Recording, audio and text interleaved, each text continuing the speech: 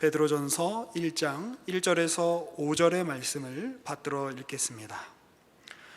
예수 그리스도의 사도 베드로는 본도, 갈라디아, 갑바도기아, 아시아와 비두니아에 흩어진 나그네 곧 하나님 아버지의 미리 아심을 따라 성령이 거룩하게 하심으로 순종하고 예수 그리스도의 핏부림을 얻기 위하여 택하심을 받은 자들에게 편지하노니 은혜와 평강이 너희에게 더욱 많을지어다. 우리 주 예수 그리스도의 아버지 하나님을 찬송하리로다. 그의 많으신 긍휼대로 예수 그리스도를 죽은 자 가운데서 부활하게 하심으로 말미암아 우리를 거듭나게 하사 산 소망이 있게 하시며 썩지 않고 더럽지 않고 쇠하지 아니하는 유업을 잊게 하시나니 곧 너희를 위하여 하늘에 간직하신 것이라. 너희는 말세에 나타내기로 예비하신 구원을 얻기 위하여 믿음으로 말미암아 하나님의 능력으로 보호하심을 받았느니라. 아멘. 오늘부터 저희는 베드로전서를 함께 읽어 가겠습니다. 그 베드로전서는 1장 1절에 나와 있듯 저자는 사도 베드로라고 알려져 있죠. 베드로 사도가 이제 본도, 갈라디아, 갑바도기아, 아시아, 비두니아에 흩어진 교인들에게 이제 보내고 있는 편지입니다. 여기 나와 있는 지명은 지금 터키 지역, 아나톨리아 반도의 남쪽을 제외한 이제 서쪽, 북쪽, 동쪽에 해당하는 지역을 두루 가리키고 있습니다. 그러니까 이 편지가 어느 한 군데에만 전해지는 것이 아니라 이 지역에 흩어져 있는 교회들의 회람되어서 이제 읽히도록 그렇게 마련된 것으로 보이죠. 베드로전서의 전체적인 주제는 시험 또는 시련과 관련된 문제라고 말할 수 있겠습니다. 4장 12절에 한번 가보시죠. 비슷한 표현이 여러 군데 나오지만 4장 12절에 보시면 이렇게 사도가 얘기하고 있습니다. 사랑하는 자들아, 너희를 연단하려고 오는 불시험을 이상한 일 당하는 것 같이 이상히 여기지 말고라고 되어 있죠. 그러니까 불시험, 불길 같은 어떤 시련이 있을 것인데 이상하게 여기지 말라 이렇게 얘기하고 있습니다. 4장 1절로 올라가 보시면 거기에 그리스도께서 이미 육체의 고난을 받으셨으니 너희도 같은 마음으로 갑옷을 입으라 이렇게 이야기하고 있죠. 그러니까 고난받는 것은 예수님께서도 당하셨던 일이니 여러분들도 고난당하는 것 이상한 일 아닙니다. 이렇게 얘기하고 있는 것입니다. 그리고 5장 9절로 다시 넘겨보시면 거기 이렇게 이야기하죠. 너희는 믿음을 굳건하게 하여 그를 대적하라. 앞에 마귀가 우는 사자같이 두루 찾아다닌다는 이야기를 하고 있습니다. 이는 세상에 있는 너희 형제들도 동일한 고난을 당하는 줄 알미라. 이 지역에 있는 교우들만 고난을 당하는 것이 아니고 세상에 있는 모든 형제들, 예수 믿는 신자들을 가리키는 것이겠죠. 그들에게도 고난이 있다라고 얘기합니다. 그러니까 신자가 된다는 일은 삶의 고난, 시련이 생긴다는 것인데 이 일과 관련하여서 사도가 이 지역에 있는 교회들에게 올바른 가르침을 이제 전달하려고 말하고 있는 것이죠. 그런데 이렇게 그 고난 또는 시험과 관련된 이야기를 하는 중에 3장 13절에 가보시면 이런 이야기를 덧붙이고 있습니다. 3장 13절입니다. 13절에 또 너희가 열심으로 선을 행하면 누가 너희를 해하리요? 그러니까 선을 행하는데 누가 너희를 해하겠느냐라고 말하고 나서 14절에 보면 그러나 의를 위하여 고난을 받으면 복 있는 자니 그들이 두려워하는 것을 두려워하지 말며 근심하지 말아라 이렇게 얘기합니다. 그런데 의를 위해 고난받는 일이 있다. 그리고 그것은 오히려 복된 일이니 걱정하지 말아라, 근심하지 말아라 라고 이야기하고 15절에 이렇게 권면하죠. 그러니 너희 마음에 그리스도를 주로 삼아 거룩하게 하고 너희 속에 있는 소망에 관한 이유를 묻는 자에게는 대답할 것을 항상 준비하여라 라고 말하고 있습니다. 주위에서 그 고난당하는 신자들에게 물을 거라는 거죠. 대체 왜 그런 일을 겪고 있는 겁니까? 이제 그렇게 물으면 여러분이 갖고 있는 소망, 그 소망의 이유를 알려주어 답변할 수 있게 준비하라라고 얘기하고 있습니다. 이것은 누가 물으면 어떻게 답할까? 답을 준비하라는 말만은 아니겠죠. 답변을 할 수 있으려면 왜 신자는 시련 속에 사는 것인지, 그리고 시련이 있음에도 계속 신자로 사는 이유가 무엇인지에 대한 이해가 있어야 할 것입니다. 그러니까 우리가 누구인지, 또 우리의 삶은 어떤 것인지를 이해해야만 이 시련 앞에 사람들의 질문에 답을 할 수 있는 거겠죠. 그래서 사도는 이 고난과 관련된 주제를 구체적으로 풀어가기 전에 먼저 신자란 어떠한 사람들인지에 대해서 오늘 읽은 본문에서 이야기하고 있습니다. 그리스도인인 나, 그리스도인인 우리는 대체 어떤 사람들인가, 이렇게 물어볼 수 있는데 그에 대한 답이 1절부터 나옵니다. 자, 그리스도인들은 누구인가? 1장 1절로 다시 넘어가 보시면 거기 이렇게 부르죠. 흩어진 나그네라고 얘기하고 있습니다.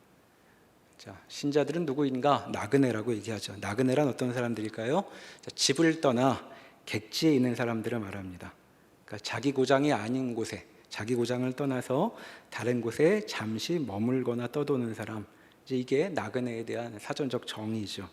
그러니까 간단히 말하면 지금 어딘가 머물고 있는데 그곳이 집이 아닌 사람들이란 말입니다. 그리스도인을 이렇게 나그네라고 부르고 있는 것이죠. 그러니까 그리스도인을 이해할 때 먼저 사도가 우리에게 일깨우고 있는 것은 이 땅 어디에도 집이라고 부를 만한 곳이 없는 사람들이라고 처음 말하고 있는 것이죠. 그러니까 혹 누가 여러분의 신앙에 대해서 또 여러분의 정체에 대해서 궁금해서 집이 어디냐라고 묻는다면 집이 없습니다, 이렇게 얘기하면 정답입니다. 집이 없는 게 신자들에게는 원래 그런 것이라는 거죠. 그런데 이 나그네는 좀 우리에게 익숙하지 않은 좀 특이한 나그네 같습니다. 왜냐하면 2절 이하에 나오는 설명이 붙어 있기 때문이죠. 2절을 보시면, 자, 나그네 곧 하나님 아버지의 미리 아심을 따라 성령이 거룩하게 하심으로 순종함과 예수 그리스도의 핏부림을 얻기 위하여 택하심을 받은 자들이라고 설명을 덧붙이고 있죠. 그러니까 나그네는 나그네인데 어떤 나그네인가? 자, 이들이 어떤 사람인지 설명하기 위해서 성부와 성자와 성령 하나님이 모두 언급되어야 하는 존재다라고 말하고 있습니다. 먼저 성부 하나님에 대해서는 이렇게 이야기하죠.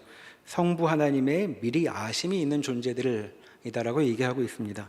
이것은 성경 내내 강조되고 있는 바이기도 합니다. 하나님의 구원을 누리는 사람들은 언제나 하나님이 먼저 알고 있는 존재였다라고 성경은 이야기하고 있죠. 사실 우리는 살면서 내가 누구인지 잘 모르겠고 내 삶이 대체 어떤 방향으로 가는지 모를 때가 많습니다. 그리고 왜 여기에 내가 와 있는지도 모를 때가 아주 많이 있죠. 그런데 성경은 하나님이 우리를 먼저 알고 계셨고, 그리고 그저 아실 뿐만 아니라 실은 선한 뜻 가운데 우리를 만드셔서 우리가 여기 와 있다라고 늘 강조하고 있습니다. 이어서 나오는 표현은 성령 하나님과 관련된 설명이죠. 자, 성령이 거룩하게 하심으로라고 되어 있습니다. 신자란 성령 하나님의 거룩하게 하심이 있는 존재다라고 말하고 있는 것이죠. 자, 거룩하게 하심, 거룩함이라는 말을 들으면 우리는 때로 좀 버겁게 느껴지기도 합니다. 거룩해라, 거룩하게 하기 위해서 너희를 구원하였다라는 말씀을 들으면 이제 우리 마음속에 이런 이런 응답이 나오기도 하죠. 저는 굳이 거룩해지고 싶지 않습니다. 그냥 저를 좀 내버려 두시면 안 될까요?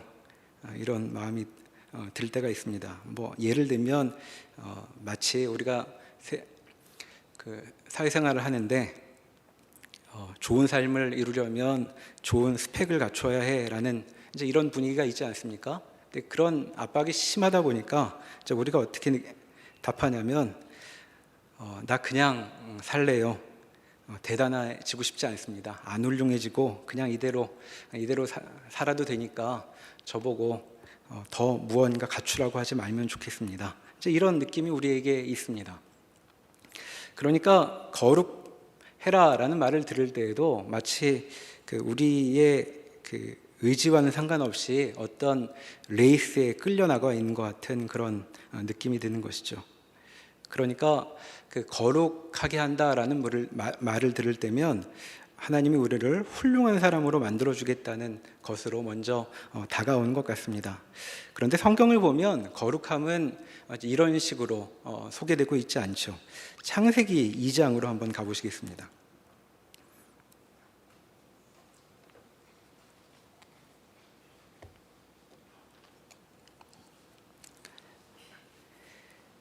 창세기 2장 3절에 보면 이런 말씀이 있죠. 하나님이 그 일곱째 날을 복되게 하사 거룩하게 하셨으니 이는 하나님이 그 창조하시며 만드시던 모든 일을 마치시고 그 날에 안식하셨음이니라.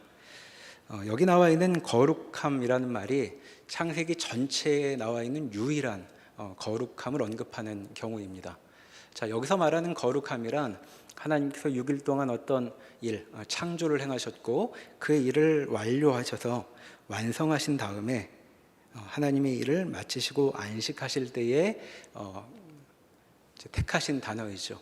자, 이럴 때 어울리는 말이 거룩함이다. 자, 이렇게 얘기합니다.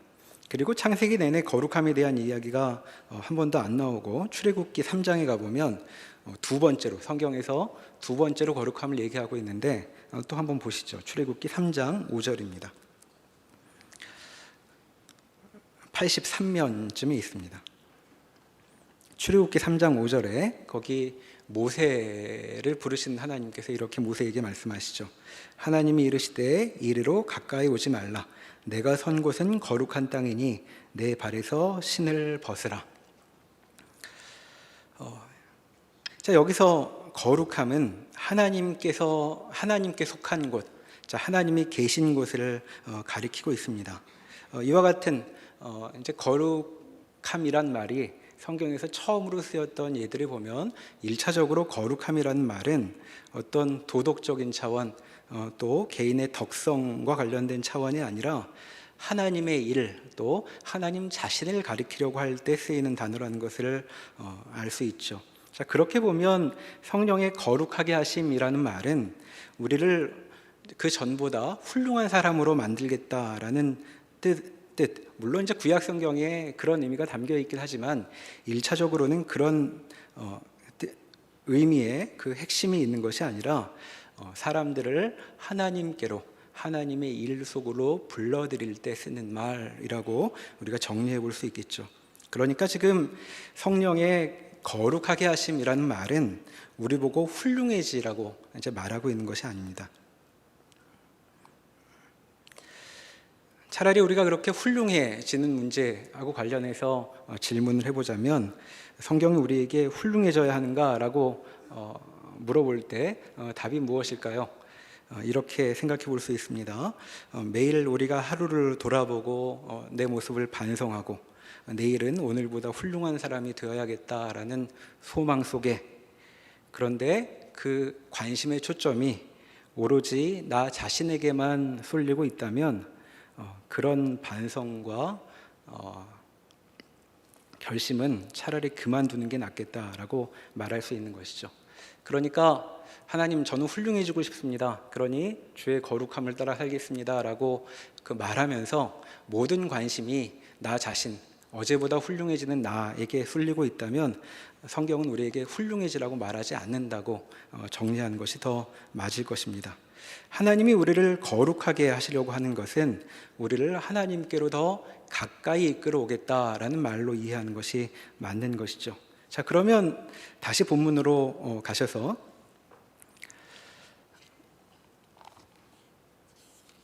이와 같은 성령의 거룩하게 하심은 그 다음 일을 위해서 이제 필요했던 것입니다. 다시 본문 1장 2절에 성령의 거룩하게 하심으로 순종함과 예수 그리스도의 핏부림을 얻기 위하여 택하심을 받은 자들이라고 말하고 있죠. 자, 왜 거룩하게 되어야 하는가? 그것은 순종으로 나아가게 하기 위해서입니다. 자, 순종이란 예수를 믿는 것으로 그 첫걸음을 시작하는 것이죠. 그러니까 그 성령께서 우리를 거룩하게 하셔서 하나님께로 이끌면 우리는 예수님께로 가게 되고, 그리고 예수 안에서 우리가 겪게 되는 일은 무엇인가? 여기 말하고 있는 것처럼 핏부림이라고 얘기하고 있습니다. 자, 핏부림이란 말은 구약 성경에 배경이 있는 말이죠. 다시 출애굽기 24장으로 가보시겠습니다. 출애굽기 24장, 구약 성경 118면에 있습니다. 거기 그 피 뿌리는 이야기가 나오는데 8절에 24장 8절입니다. 모세가 그 피를 가지고 백성에게 뿌리며 이르되 이는 여호와께서 이 모든 말씀에 대하여 너희와 세우신 언약의 피니라 라고 말하고 있죠. 자, 시내산 앞에 하나님께서 출애굽한 백성들을 이끌어 들이시고 그들과 언약을 맺으시는데, 이 언약 맺는 일이 완성되는 장면을 여기 얘기하고 있습니다. 자, 모세가 피를 뿌리죠. 자, 그래서 하나님과 언약을 맺게 됩니다. 자, 핏부림 이후에 경험하게 되는 것이 9절 이하에 나와 있는데, 거기 보면 이스라엘의 장로들이 산에 올라가 하나님을 보고 하나님 앞에서 하나님을 뵙고 먹고 마셨더라라고 11절에 마무리되고 있죠. 그러니까 베드로전서 본문에서 말하고 있는 그 핏부림, 하나님께서 성부 하나님께서 미리 아셨고 또 성령 하나님께서 거룩하게 하셔서 이루려고 하시는 일은 우리가 예수 그리스도의 핏부림을 경험하게 하기 위한 것이라고 말할 때, 그 핏부림은 하나님과의 언약 관계를 맺기 위한 것이다 라고 여기 이해할 수 있는 것입니다. 그러니까 지금까지 살펴본 이 2절의 설명을 통해서 우리가 확인하게 되는, 우리는 대체 어떤 사람들인가, 이 나그네들이란 어떤 이들인가 라는 질문에 대해 우리는 이렇게 답을 정리해 볼 수 있죠. 하나님 앞에 나와 그분과 먹고 마시기 위해, 즉 하나님과 교제하기 위해 택함을 받은 사람들, 이들이 그리스도인이다 라고 얘기하고 있는 것입니다. 그러니까 우리 인생을 이해하려면 우리가 누구인지에 앞서서 하나님이 먼저 고려되어야 한다고 얘기하고 있는 것이죠. 그저 하나님을 고려하는 정도가 아니라 성부, 성자, 성령 하나님 모두가 여기 동원되어 설명되고 있는 것처럼 하나님이 중심이 되어 우리의 삶을 바라볼 때에야 이 삶이 무엇인가 올바로 이해될 수 있다고 말하는 것입니다. 그러니까 우리가 자주 하게 되는 질문, 과연 나는 어떤 존재일까? 내 인생은 무엇일까? 라는 질문에 대해 올바른 답을 듣고 싶다면 질문을 이렇게 바꾸어 볼 수 있는 것이죠. 자, 이 인생, 내가 살아가고 있는 이 인생은 하나님으로부터 시작되어 하나님 앞에 가는 것으로 완성된다고 하는데, 과연 이 삶의 뜻은, 이 삶이라는 여정, 이 과정에는 어떤 뜻이 담겨 있는가라고 물을 때 우리는 올바른 질문을 할 수 있게 되는 것입니다. 이렇게 그 흩어진 나그네에 대해서 그 설명을 하고 나서 이제 3절, 다시 본문으로 가셔서 3절로 넘어가시면 이야기가 이렇게 진행이 되죠. 1장 3절입니다. 나그네에 대해서 말한 다음에 3절에 보시면 우리 주 예수 그리스도의 아버지 하나님을 찬송하리로다 라고 얘기하고 있죠. 앞에서 우리가 말한 것처럼 신자의 삶을 올바로 이해하려면 관심의 초점을 하나님께로 돌려야 한다고 말했습니다. 여기서도 그 신자들을, 이 편지를 받는 사람들을 설명한 다음에 바로 하나님에 대한 찬송이 나오고 있는 것이죠. 하나님이 뭔가 멋진 일을 행하셨기에 이런 찬송을 할 수 있는 것일 것입니다. 그럼 대체 하나님은 무슨 일을 하셨는가? 그 일이 3절과 4절과 5절에 이어져 설명되고 있습니다. 특별히 하나님께서 행하신 일은 우리 신자들과 관련되어 설명되고 있는데, 각각 과거와 미래와 현재라는 차원에서 신자들에게 벌어진 하나님의 행하신 일을 우리에게 얘기하고 있죠. 자, 3절을 보시겠습니다. 우리 주 예수 그리스도의 아버지 하나님을 찬송하리로다. 그의 많으신 긍휼대로 예수 그리스도를 죽은 자 가운데서 부활하게 하심으로 말미암아 우리를 거듭나게 하사 산 소망이 있게 하시며 라고 이야기하고 있죠. 하나님이 무엇을 하셨는가? 우리를 거듭나게 하셔서 산 소망을 갖게 하셨다고 말하고 있습니다. 그리고 이렇게 하시려고, 이렇게 우리에게 거듭남을 가능하게 하시려고 예수 그리스도를 죽은 자 가운데서 부활하게 하셨다라고 설명하고 있죠. 자, 그리스도의 부활이 여기 언급되고 있는 장면을 우리가 잘 이해해 보면 좋겠습니다. 우리는 그리스도의 부활을 보면서도 이런 느낌이 들 때가 있죠. 우리가 살면서 누군가에게 좋은 일이 벌어지면 이제 이런 느낌이 듭니다. 참 좋겠다. 아버지 잘 만나서 나는 못 해보는 저런 좋은 일도 많이 해보고 있구나. 이제 이렇게 느끼죠. 그런 느낌처럼 예수님의 부활도 그런 식으로 생각할 때가 있습니다. 예수님은 부활하셔서 좋겠네. 나는 죽을 지경인데, 이런 느낌이 들 때가 많이 있죠. 그런데 성경은 그리스도의 부활을 그런 차원에서 우리에게 이야기하고 있는 것이 아닙니다. 자, 고린도전서 15장으로 가보시겠습니다. 신약 성경 282면입니다. 고린도전서 15장 12절입니다. 신약 282면. 자, 15장 12절부터 제가 읽어보겠습니다. 그리스도께서 죽은 자 가운데서 다시 살아나셨다 전파되었거늘 너희 중에서 어떤 사람들은 어찌하여 죽은 자 가운데서 부활이 없다 하느냐. 만일 죽은 자의 부활이 없으면 그리스도도 다시 살아나지 못하셨으리라. 그리스도께서 만일 다시 살아나지 못하셨으면 우리가 전파하는 것도 헛것이요 또 너희 믿음도 헛것이며 또 우리가 하나님의 거짓 증인으로 발견되리니 우리가 하나님이 그리스도를 다시 살리셨다고 증언하였습니다. 만일 죽은 자가 다시 살아난 일이 없으면 하나님이 그리스도를 다시 살리지 아니하셨으리라. 자, 여기 보는 것처럼 그리스도의 부활은 그리스도만의 사건으로 우리에게 제시되는 것이 아닙니다. 자, 그분이 부활하셨다는 것은 세상에 부활이라는 것이 가능하다라는 것을 보여주는 신뢰로 우리에게 제시되었다고 말하고 있는 것이죠. 그러니까 그리스도의 부활은 우리도 다시 살아나게 될 것을, 우리에게도 생명이 주어지게 될 것을 증언하는 것이 되는 것입니다. 그러니까 우리는 예수님의 부활 소식을 듣고 예수님은 좋겠구나, 다시 살아나기도 하시고 이렇게 말할 것이 아니고 예수님의 부활하신 것을 보면 아, 나에게도 이런 일이 있다는 말인가, 이렇게 반응해야 맞는 것이죠.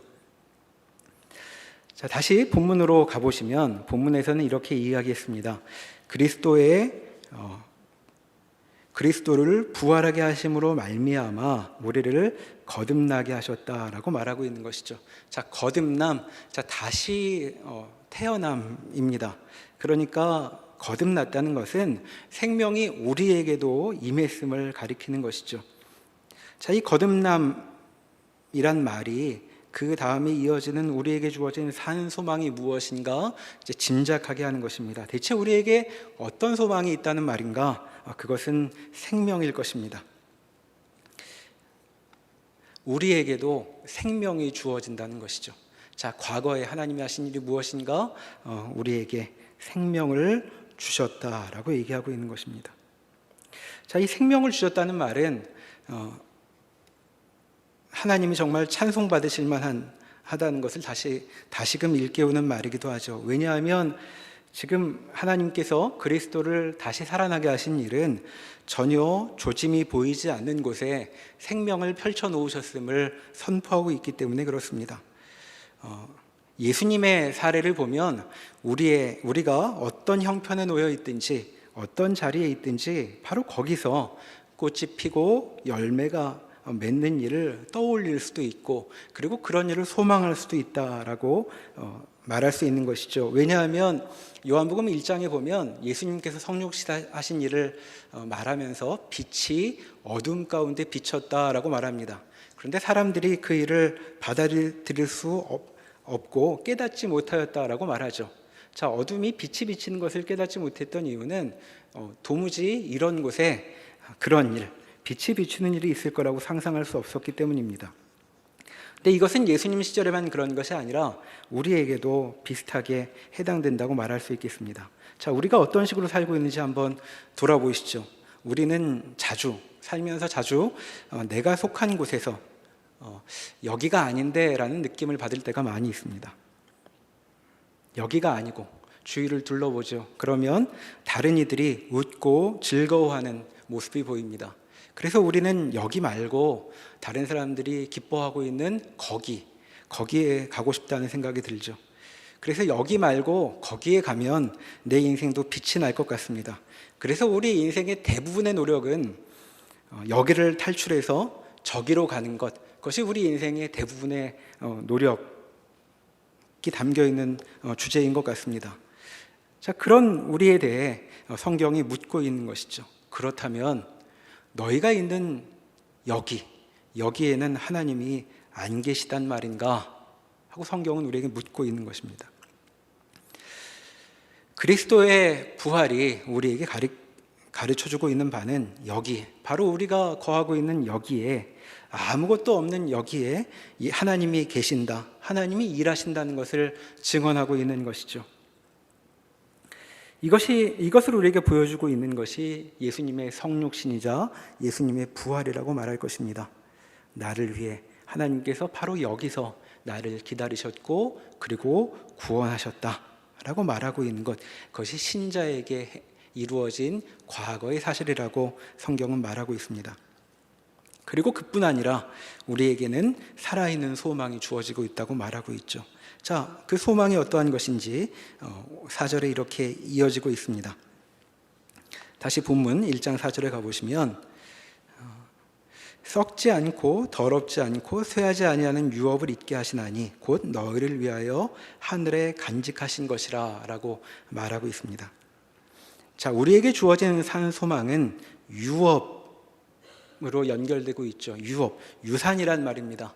자, 하나님께서 우리에게 줄 게 있으셔서 우리를 다시 살아나게 하셨다라고 말씀하고 있는 것이죠. 이것 역시 구약 성경 내내 성경이 강조하고 있는 바입니다. 하나님께서 아브라함을 부르실 때 아브라함이 줄 것이 많으셨습니다. 그에게 땅을 주셨고 자손을 주셨고 또 세상에 복의 근원의 역할을 할 수 있는 그런 자격을 주셨죠. 자, 그런 것들을 주시려고 아브라함을 부르셨다는 것을 우리가 알고 있습니다. 그리고 이와 같은 일은 아브라함에게만 그친 것이 아니라 이 신약 교회가 이어받고 있는 신약의 교회처럼 구약에서 하나님 앞에 서 있었던 존재 이스라엘에게도 주어졌던 약속이죠. 자, 레위기 20장을 한번 가보시겠습니다. 구약 성경 1077면입니다. 레위기 20장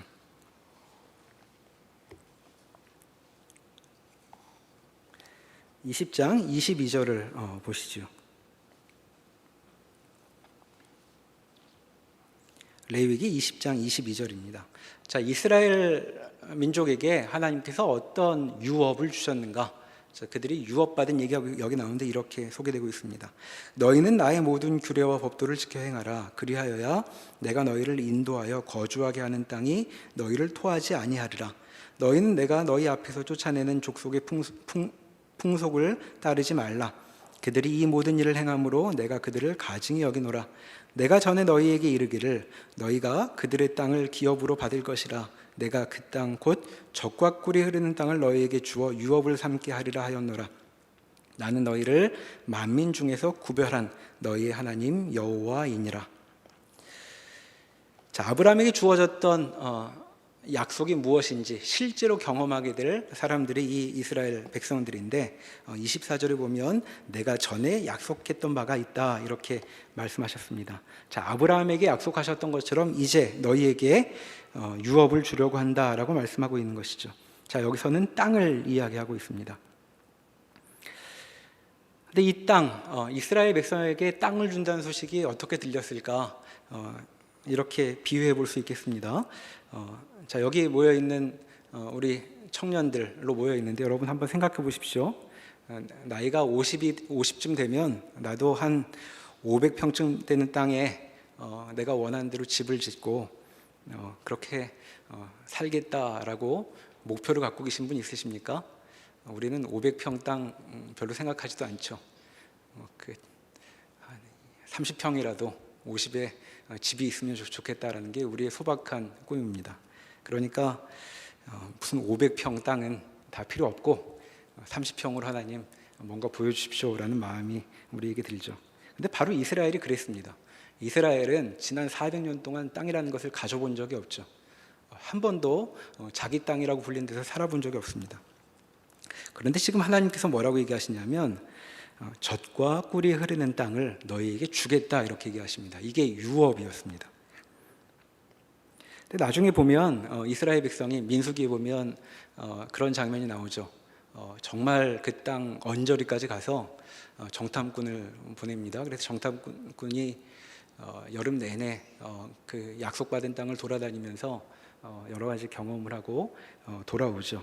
그리고 나서 뭐라고 정탐꾼들이 보고를 하냐면 그 땅을 악평을 합니다. 거기는 거주민을 다 삼키는 땅이다 이렇게 얘기하죠. 그런데 이 말을 좀 이상하게 합니다. 그 다음에 뭐라고 얘기하냐면 거주민들을 다 삼키는 땅인데 거기 사는 이들은 다 장대같이 우리보다 키가 훨씬 크더이다 이렇게 얘기하죠. 그러니까 지금 정신이 없이 얘기하고 있는 중입니다.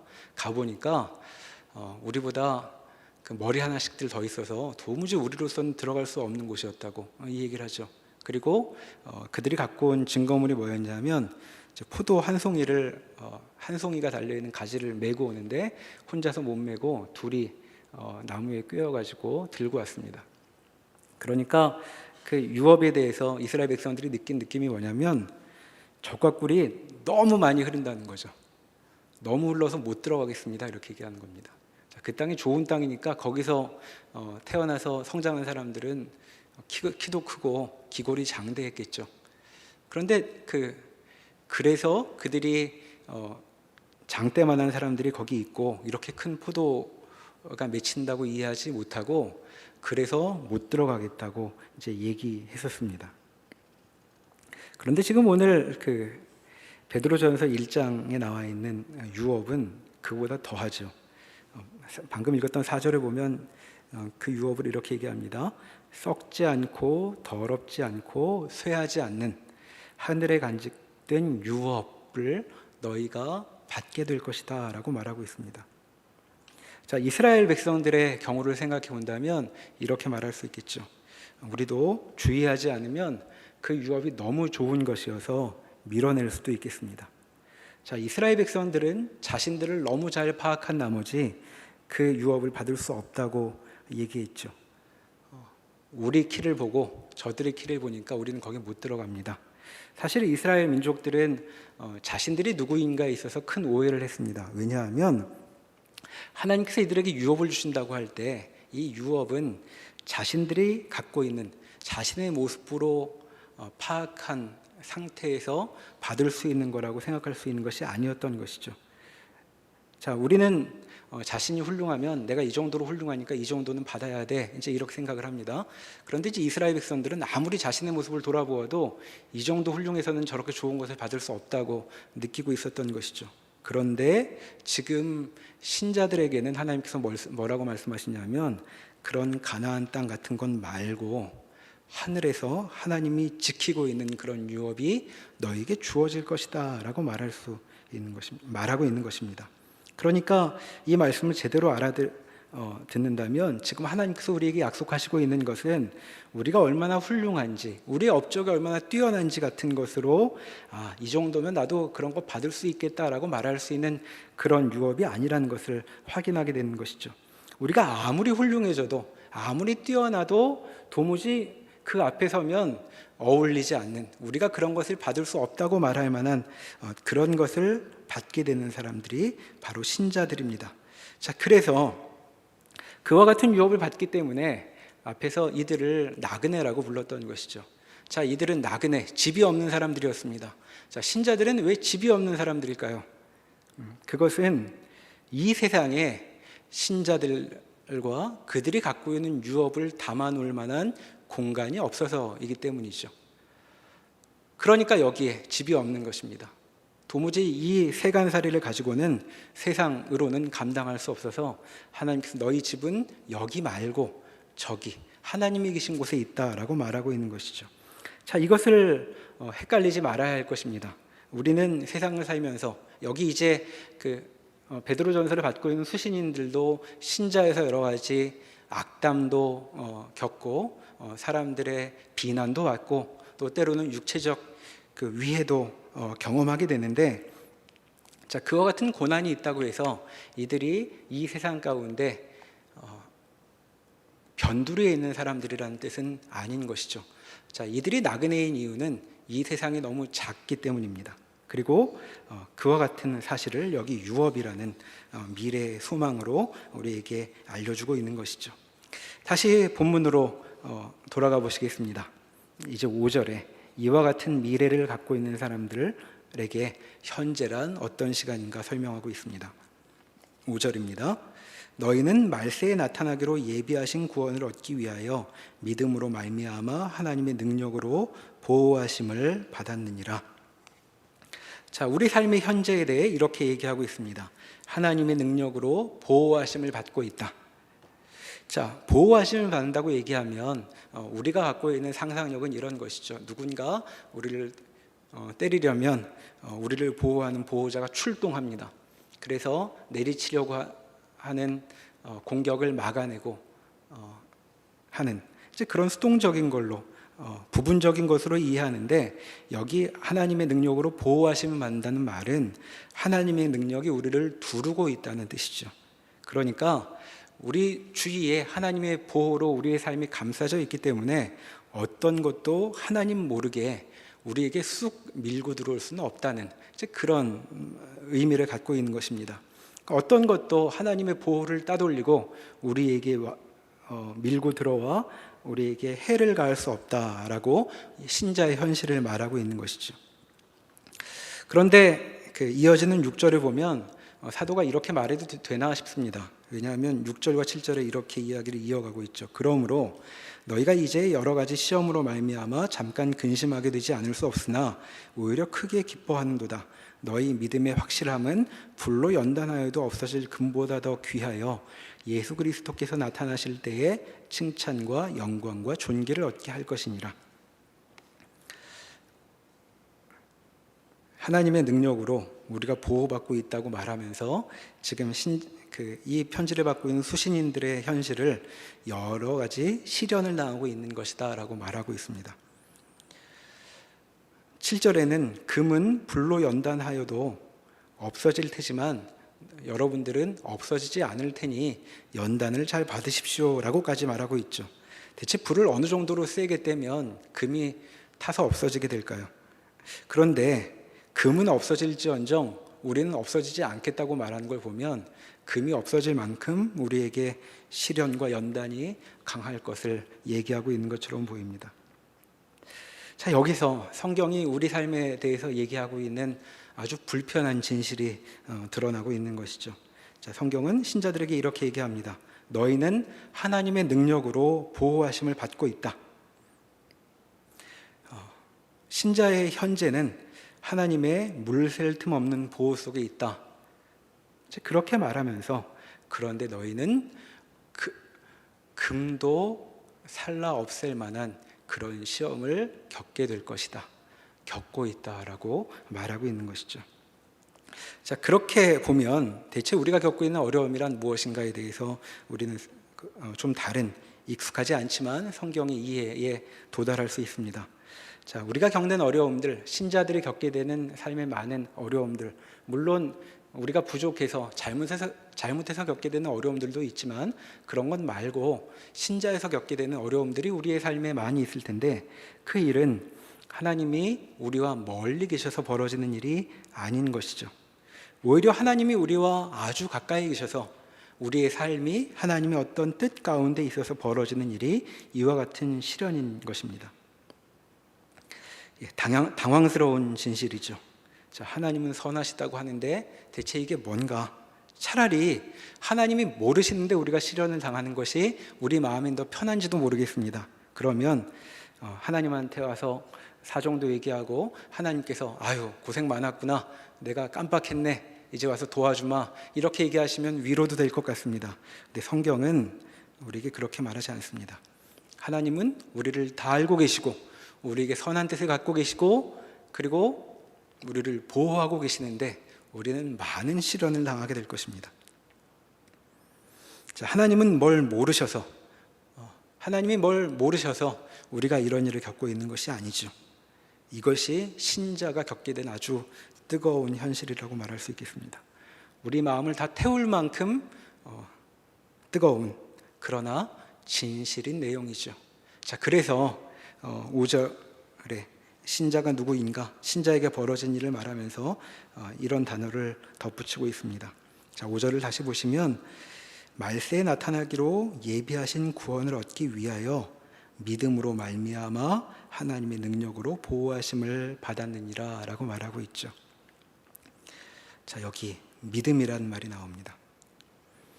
자, 말세에 나타나기로 예비하신 구원, 이것은 이제 구원의 절정, 하나님께서 우리에게 구원을 시작하셔서 이루게 되실 완성된 모습일 텐데, 그 구원에 다가가기 위해서 우리에게 믿음이 요구된다라고 말하고 있는 것이죠. 자, 하나님이 우리를 보호하고 계시는데 이 보호에 어울릴 만한 우리의 반응이 무엇인가? 믿음이라고 말하고 있는 것입니다. 자, 믿음이 무엇일까요? 앞서서 우리가 살펴본 것처럼 하나님의 선의를 받아들이는 것을 말합니다. 하나님의 뜻이, 하나님의 선한 뜻이 내 인생 전체를 감싸쥐고 있다고 인정하는 것이죠. 그리고 그분의 뜻이 우리의 삶에 온전히 펼쳐지기를 소원하는 것, 그것이 믿음인 것입니다. 이 믿음은 우리에게 시련이 있거나 없거나와 상관없이 우리의 삶을 하나님께 내어드리고 하나님의 뜻이라면 모든 일을 겪어갈 수 있겠습니다 라고 인정하는 것이죠. 자, 그래서 우리에게 믿음을 이야기하고 있습니다. 믿음으로 반응한다면 우리가 겪어가는 모든 일 속에서 하나님의 선하신 뜻을 확인할 수 있을 것이고 그 뜻이 실현되는 것을 경험하게 될 것이다 라고 말하고 있는 것입니다. 자, 그렇게 하나님의 보호 속에 우리는 믿음을 붙들고 말세에 나타나기로 예비하신 구원으로 나아가고 있습니다. 자, 이것이 하나님의 사람들, 그리스도인들에게 하나님께서 펼쳐 보이시는 삶의 핵심적인 내용이라고 말할 수 있겠죠. 자, 우리가 우리 삶에 늘 하나님의 뜻이 이루어지기를 바라는 마음을 갖고 있습니다. 때로는 상황이 아무래도 하나님의 뜻과는 멀어 보여서 하나님께서 나를 떠나신 것 아닌가, 멀리 계신 것이 아닌가, 바로 여기 있는 이 자리는 버림받은 곳이 아닌가라고 느낄 때도 많이 있습니다. 그러나 성경은 우리에게 다시 한번 여기 가르쳐주고 있죠. 우리는 하나님께 버림받지 않습니다. 우리가 속해 있는 어떤 것도 하나님의 관심 바깥에 있는 어두운 곳일 수 없습니다. 자, 거기는 구원받지 못한 자들이 가 있는 곳이지 구원받은 자들이 있는 곳이 아니기 때문이죠. 그러니 하나님의 온전한 보호하심이 있다고 믿고 안심하고 하나님을 믿고 살아라 라고 얘기하고 있습니다. 그리고 그렇게 하나님을 믿고 하나님께 삶의 주도권을 내어드린다면 우리는 많은 것을 경험할 수 있을 것이라고 이야기하고 있는 것이죠. 우리는 늘 내가 잘하고 있는지 사람들이 잘하고 있는지를 확인하며 우리의 삶을 가늠합니다. 내가 잘 살고 있는 걸까? 오늘 읽은 본문이 가르쳐 주듯 우리가 잘 살고 있는지는 우리를 아무리 열심히 쳐다본다고 해서 다 설명되지 않습니다. 왜냐하면 우리의 삶은 하나님 안에서만 설명될 수 있는 것이기 때문에 그렇죠. 그러니 하나님의 선하심을 믿고 때로는 내가 잘못하기도 하고 실수하기도 하고 이를 엉망으로 만드는 것처럼 보이는 때에도 하나님의 손길을 소망하며 믿음의 걸음을 나아가면 좋겠습니다. 그렇게 걸어갈 때 하나님의 선한 뜻이 내 인생을 가득 채우고 있구나를 우리는 삶 전체로 증언하는 복된 인생이 될 것입니다. 기도하시겠습니다. 하나님 아버지, 하나님께서 우리를 구원하여 주셨습니다. 하나님의 구원은 일회적인 사건으로 그치는 것이 아니라 우리 인생 전체를 감싸고 있는 것입니다. 하나님은 우리에게 많은 것들을 주려고 하신다고 말씀하고 있습니다. 그러나 삶의 하루하루가 힘겨울 때면 하나님께서 주시려는 유업 이런 것 필요 없고 그냥 오늘 작은 안심이나 위안만으로도 족하다라고 느낄 때가 많은 것이 우리의 마음의 형편입니다. 그러나 주님, 저희 가운데 함께 하셔서 우리의 마음이 때로 오르내릴 때가 많아도 믿음을 갖고 살아갈 수 있도록 도와주시옵소서. 우리의 형편이 우리의 생각과 다를 때에도, 우리의 마음이 우리의 믿음의 내용과 다를 때에도 하나님께서 우리에게 주신 말씀을 붙들고 우리를 향한 하나님의 선한 뜻을 의지하여 한 걸음 한 걸음 순종함으로 나아가는 우리 모두 되게 하여 주시옵소서. 예수님의 이름으로 기도합니다. 아멘.